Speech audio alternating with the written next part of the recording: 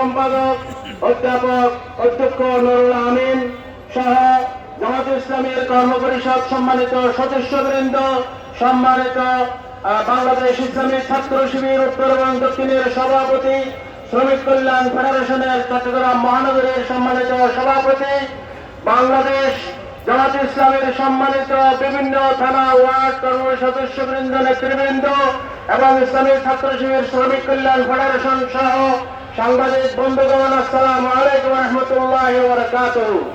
আল্লাহ রাব্বুল আলামিনের শুকরিয়া জ্ঞাপন করছি, যিনি দীর্ঘ 17 বছর পরে ঐতিহাসিক জুলাই বিপ্লবের মাধ্যমে আমাদেরকে বাংলাদেশের দ্বিতীয় স্বাধীনতা অর্জনের মাধ্যমে আমাদেরকে আজকে এই যে আমরা কথা বলতে পারতেছি, মৌলিক স্বাধীনতা আমরা অর্জন করতে পেরেছি।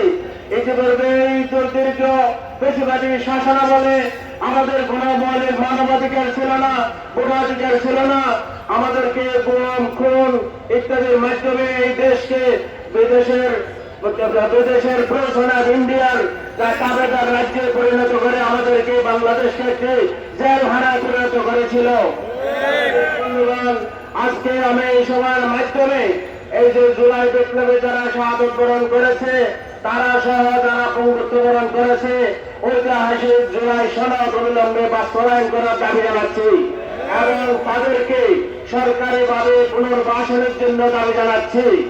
আমি পিলখানা হত্যাকাণ্ড, আমাদের বাংলাদেশ জামাত ইসলামের শীর্ষ নেতৃবৃন্দের বিচারিক হত্যাকাণ্ড, আমি ওই ৭৭ হত্যাকাণ্ড সহ সব হত্যাকাণ্ডে যারা জড়িত ছিল তাদের বিচার দাবি করছি এবং একটি নির্দলীয় নিরাপত্তা এবং প্রশাসনের যে ইলেকশন কমিশন সহ বাংলাদেশের বিচার বিভাগ এবং নির্বাহী বিভাগের স্বাধীনতা সহ মানুষের মৌলিক মানবাধিকার বাস্তবায়ন করে মানুষের ভোটাধিকার সহ মৌলিক মানবাধিকার বাস্তবায়ন করার জন্য আমি এই বর্তমান সরকারের কাছে আবেদন জানিয়ে আমার বক্তব্য শেষ করছি।